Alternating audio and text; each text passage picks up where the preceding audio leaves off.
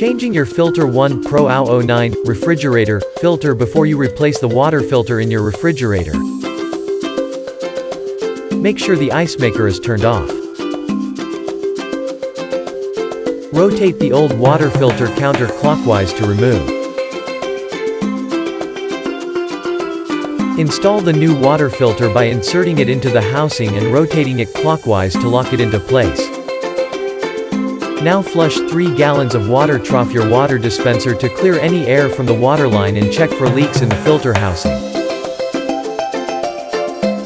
Turn the ice maker back on.